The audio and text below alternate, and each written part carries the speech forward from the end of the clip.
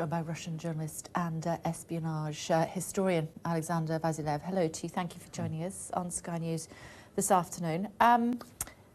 We know that Russia has a history of poisoning people that it doesn't particularly like. They say they are not responsible in Salisbury, though. Should we take that with a pinch of salt? Well, I think we still don't have any solid evidence about the Salisbury case. There is a number of possibilities, among which the authorization directly by Vladimir Putin, in my opinion, is the least possible scenario. And why? Well, unless he is absolutely crazy. Look, sending agents to kill someone in Salisbury, to kill a man nobody cares about, everyone forgot about, to kill him using chemical weapon which could be easily traced back to Russia, and to do that on the eve of the World Cup in Russia and on the eve of presidential election, that would be really, really stupid. That's why I don't believe he did it. Isn't that similar to what they did with Alexander Litvinenko? These cases are piling up.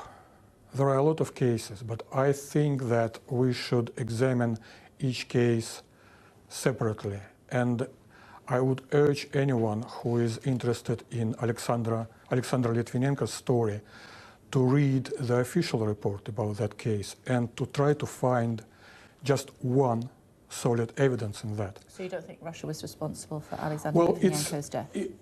That case was much stronger than the Salisbury case, because in that case we had two suspects, we had two names, we had two faces, we had two men who went back to Russia. Not at the stage of the inquiry, though, we didn't, did we? It took some time. No, look, that's what happens with an investigation. You don't get all of this information to start with, otherwise it wouldn't be an investigation. But I believe that it was too early to give 24-hour ultimatum to Russia.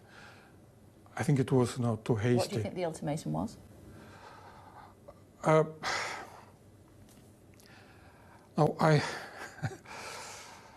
There are several possibilities. One of them is that the Skripals were poisoned by rogue elements from Russia, ultra-patriotic officers. Another one that they were framed by special agents from another country, right, which wanted to frame Russia. Why? To get closer to Europe, to paint. Which country particularly? Well, I'm speculating. I don't have. Of course. Yeah. Because we don't know. Yeah. But who do you think? You know, most Russians would tell in this case that would be Ukraine. So the Ukrainians would come onto British soil and purposefully poison a former KGB agent and his daughter in order to frame Russia? Again, I repeat, we're just speculating. So there is no evidence. You think that might have happened? It's one of the possibilities. And in the professional language of espionage, it's called false flag operation. That's done, I don't know about poisoning, but false flag operations is the usual thing. They do it all the time. That could happen in that case too. Another possibility, if we're talking about the Salisbury case. It'd be a weird thing to do, though, wouldn't it, for the Ukraine, given that the United Kingdom backed and supported the Ukraine when they had huge issues with Russia, when they, amongst other things, annexed Crimea and caused all sorts of problems within the Ukraine. One wonders why Ukraine would do that to British citizens on British soil. Well, it's not about the British citizen, it's about a Russian defector. He's a British citizen now, though, isn't he? Well, it's a formal thing. I don't believe... And a British police officer was caught up in it. If the British police officer died, oh my goodness me. Yeah, I understand that. That was an accident. That's why actually I believe that we should look into another possibility, which in my opinion is the most plausible, is that the Skripals were somehow involved in the illegal trafficking of chemical substances. So they poisoned themselves? By accident. If you give me 30 seconds, I can explain. Please. Yeah? Fascinated. In this case, we have 3 people poisoned in the town center of Salisbury. The policeman was poisoned almost as much as the Skripals. He was in coma. We don't know that.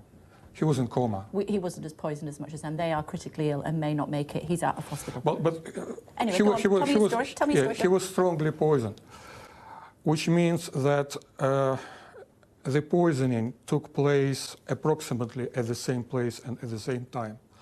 It eliminates a number of versions. For instance, about Julia Skripal's clothes and cosmetics being poisoned in Russia by Novichok. Because in that case, she and her father wouldn't survive. They wouldn't be able to walk around Salisbury. So it looks like there was an attack on them in the town center of Salisbury in the daytime, Yep. right? Yep. So the question is, why couldn't they do it? Why couldn't they visit Sergei Skripal at his home before Because Julia? they wanted to make an example of him ahead of the Russian elections, and so it made President Putin look a stronger man for the Russian audience as far as the West is concerned. Yeah. The attack doesn't explain the fact that traces of Novichok were found in Julia's suitcase. How do you know?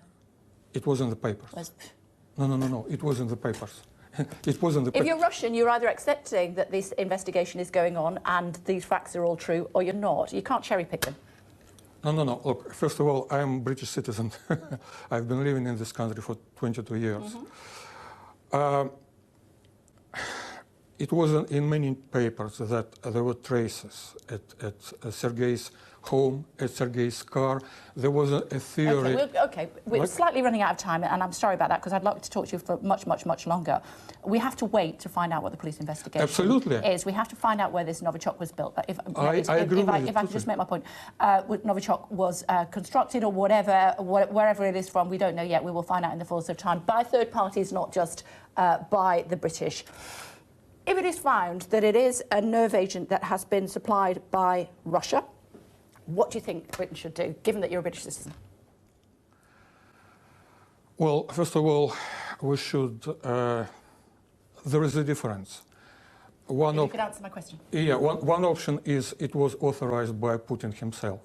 Another option is that Novichok leaked in Russia, was stolen, which in my opinion is more probable case.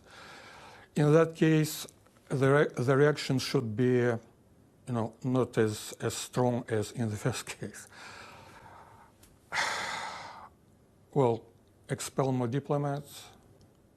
I don't know, maybe boycott the World Cup. Do what? To boycott the World Cup. Right.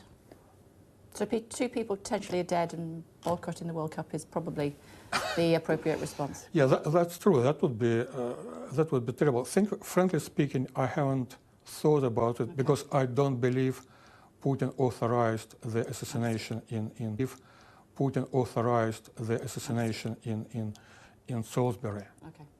It's good to talk to you. Perhaps you'll come back and talk to us again further when we've got a little bit more time. Really hope so. Thank you very much indeed for joining us. Thank you. Quick look at the sport for you now here on Sky.